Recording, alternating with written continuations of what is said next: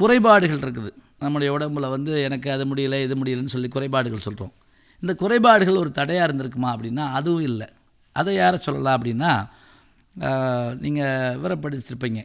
பிறந்த போது அந்த பெண் குழந்தை நல்ல அழகாகத்தான் பிறந்தது. என்ன சிரமம் ஏற்பட்டது என்று கேட்டால் 18வது மாதத்தில் 1.5 வயசில் அதுக்கு ஒரு காய்ச்சல் வந்ததன் காரணமாக பார்வை இழந்தது, பேசும் சக்தி இழந்தது, கேட்கும் திறனை இழந்ததால் பேசும் சக்தி இழந்தது. அதுதான் பிரச்சனை. அப்போ காது கேளாது, கண் தெரியாது, பேச முடியாது. இந்த 3 குறைபாடுகளை வைத்து கொண்டிருந்த அந்த குழந்தையானது அப்படியே இருந்துட்டு போயிடல. அது என்ன தன்னுடைய வாழ்க்கையில் முன்னேற்றம் இருந்துச்சு அப்படின்னா, பிரைல்ங்கிற முறையை தயார் பண்ணி பேசவும் எழுதவும் படித்து தன்னுடைய வாழ்நாளில் எழுத்தாளராக, பேச்சாளராக, நாடக நடிகையாக, தொலைக்காட்சி நடிகையாக, இப்படி வாழ்நாளெல்லாம் அந்த பெண்ணு தன்னுடைய வாழ்க்கையை உயர்த்தி அப்படியே கொண்டு வந்துக்கிட்டே இருந்தது. அந்த பெண்ணுடைய பேர் ஹெலன் கெல்லர். இவங்க வாழ்க்கையில் நம்ம ஒரு விஷயத்தை பார்க்கலாம். ஒரு முறை ஒருத்தர் பேட்டி காண்றார். கடவுள் உங்கள் முன்னே தோன்றி பார்வை வேண்டுமா, பேச்சு வேண்டுமா, கேட்கும் திறன் வேண்டுமா, இந்த 3ல் எது வேணும்னு கேட்டால் நீங்கள் என்ன சொல்லுவீங்க அப்படின்னு. இப்போ நாம இருந்தால் என்ன சொல்லுவோம்னா, பார்வை கேட்போம், நிறைய தொடரை நான் பார்க்காம விட்டேன் அப்படி சொல்லுவோம். அல்லது பேச்சு வேணும்னு சொல்லுவோம், ரொம்ப பேர் என்னை வஞ்சாங்க நான் பேசாமல் இருந்தேன், அதை நான் மாற்றி காட்டுவேன் அப்படின்னு. ஆனால் அவங்க சொன்னாங்க, கேட்கும் திறனை முதல்ல கேட்பேன். ஏனென்றால் செவிகள் என்ன செய்யுது அப்படின்னா, பிறருடைய உழைப்பை நமக்கு சுலபமாக ஈட்டி தருவது செவிதான் அப்படின்னாங்க. அப்போ பாருங்கள், இந்த குறைபாடு ஒரு தடையாருன்னு கேட்டால் இல்லைங்கிறாங்க. அப்போ குறைபாடுகள் இல்லாத மனிதன் உலகத்தில் உண்டா? இல்லை.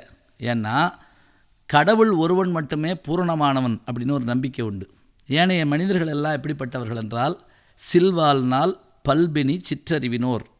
திருக்குறளுக்கு எழுதின உரையாசிரியர் பரிமேலழகர் இதை சொல்கிறார். சில்வாழ்நாள், நம்முடைய வாழ்நாளினுடைய எல்லை எவ்வளவு என்பது நமக்கு தெரியாது. பல்பினி, நோயை பற்றி நம்ம கவலைப்படவே வேண்டியதில்லை. படிச்சுட்டு இருக்கப்போ நோய் வந்த மாதிரிலாம் இருக்குது ஒரு நோயை பற்றி படிக்கிறப்பவே. சில்வாழ்நாள் பல்பினி சிற்றறிவு, அறிவு என்ன அப்படின்னா தேடத்தான் கிடைக்கும். அதனால் இவை தான் நம்முடைய வாழ்க்கையின் எல்லைன்னு நம்ம நினைக்கிறோம். இதை தாண்டி நிற்கணும்னு சொன்னால் அதுக்கு என்ன வேணும்? இவை எல்லாம் குறைபாடுகளா? இல்லை. அப்போ ஏழ்மை இல்லை, அவமானம் இல்லை, உடல் குறைபாடுகள் இல்லை. அப்போ வெற்றிக்கு என்ன அப்படின்னா, சோம்பல் இல்லாமல் இருப்பது முக்கியமான ஒன்று. வெற்றி அடையணும்னா அதுக்கு என்ன வேணும்னா, நம்முடைய நண்பர்களை காட்டிலும் நம்முடைய எதிரிகள் நம்ம கட்டாயம் உதவியாக இருப்பாங்க. நம்ம சரியாக கணிச்சிக்கிட்டே இருப்பாங்க. ஏன்னா நண்பர்கள் ஆறுதல் சொல்வார்கள், எதிரிகள் சரியான தராசு வச்சுருப்பாங்க. அவங்க சொல்கிற விஷயத்தை ஒருபோதும் மறுக்க வேண்டாம். அவர்கள் நம்ம என்ன பண்ணுறாங்கன்னா, ரொம்ப தூரத்தில் நம்மளை குறி பார்த்து சுடுறாங்களா அப்படின்னு கேட்டால் சுடுறாங்க தான். ஆனால் நம்ம என்ன பண்ணுறோம் அப்படின்னா, அவர்கள் குறி வைக்கிறாருன்னு தெரிஞ்சால் அதுக்கேற்றபடி நம்ம தயாராக இருக்கணும். அதுதான் முக்கியமான ஒன்று. அப்போ நம்முடைய வளர்ச்சிக்கு நம் எதிரியின் பங்கும் ஒரு காரணம்னு நம்ம மறக்கக்கூடாது. அதை நினைவில் வச்சுக்கணும். இத்தனையை வச்சுக்கிட்டோம்னா வாழ்க்கையில் கொண்டு போய் வெற்றி பெறலாம். சரி, இன்னொன்றையும் பார்க்கலாமே. வழக்கமாக ஒன்று சொல்லுவோம், வெற்றி அடைய வேண்டுமென்றால், பதவி கிடைக்க வேண்டுமென்றால் என்ன செய்யணும்? வள்ளலார் சொல்வார், பசித்திரு, தனித்திரு, விழித்திரு அப்படிம்பார். பசித்திருன்னா என்ன அப்படின்னா, பேயா அலையக்கூடாது, எங்கே சோறு போட்டாலும் நான் சாப்பிடுவேன் அப்படின்னு.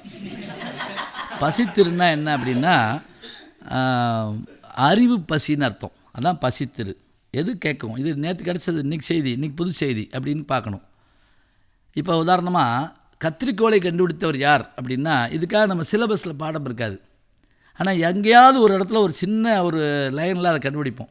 லியோனார்டோ டாவின்சி அப்படின்னு நமக்கு அந்த செய்தி கிடச்ச உடனே, இத்தனை நாளாக கத்திரிக்கோளை பயன்படுத்துகிறோம், ஆனால் இன்றைக்கி நமக்கு தெரியாமல் போச்சு அப்படிங்கிறப்ப, இன்றைக்கி இந்த இது மூலமாக நமக்கு தெரிஞ்சிருச்சு அப்படின்னா அது நமக்கு அறிவை கொண்டு கொடுத்தது. பசித்திருந்தால் உணவை நோக்கி நம்முடைய எண்ணம் இருப்பது போல் அறிவை நோக்கி இருக்கணும். தனித்திருன்னா என்ன அப்படின்னா, இப்போ 10 பேர் உட்கார்ந்துருக்குறோம். இந்த 10 பேரில் நாம் தனியான திறமையுடையவர்களாக இருப்பதை காட்ட வேண்டும். எப்படி? எனக்கு இது கோலம் போட தெரியும், எனக்கு பேச தெரியும், எனக்கு பாட தெரியும், எனக்கு இசைக்கருவி வாசிக்க தெரியும், இத்தனை பேரில் நான் தனி. அதான் இண்டிவிஜுவாலிட்டி. அப்போ தனித்திருத்தல் என்றால் என்ன அப்படின்னா, இத்தனை பேரில் நான் தனியான ஆளாக இருக்கிறேன், இது ஒன்று. விழித்திருத்தல்னா என்ன அப்படின்னா, எந்த நேரமும் நாம் தயாராக இருக்கிறது. மேல்நாட்டில் ஒரு பழமொழி ஒன்று உண்டு. ஒருத்தர் வீட்டுக்குள்ளே உட்காந்துருக்கப்ப கதவு தட்டுற சத்தம் கடிச்சு. முதல் தடவை, 2வது தடவை யாருன்னு கேட்டான். வெளியிலிருந்து பதில் வந்தது, நான் தான் சந்தர்ப்பம். அவன் சொன்னான் இருக்க முடியாது அப்படின்னா. ஏன்னு கேட்டது வெளியில் இருந்து குரல். சந்தர்ப்பம் ஒரு வீட்டினுடைய கதவை 2 முறை தட்டாது, அதனால் நீ சந்தர்ப்பமாக இருக்க முடியாது அப்படின்னா. அப்போ ஒரே ஒரு முறை தான் சந்தர்ப்பம் நம்ம வீட்டு கதவை தட்டும். அந்த தட்டுற நேரம் நம்ம வெளியே போய் தேடிக்கிட்டு இருக்கக்கூடாது, அதை போய். அதுதான் முக்கியமான ஒன்று. அப்போ பசித்திருந்தால் விழித்திருந்தால், பசித்திருந்தால் தனித்திருந்தால் விழித்திருந்தால் பதவி நம்மை அடையும்.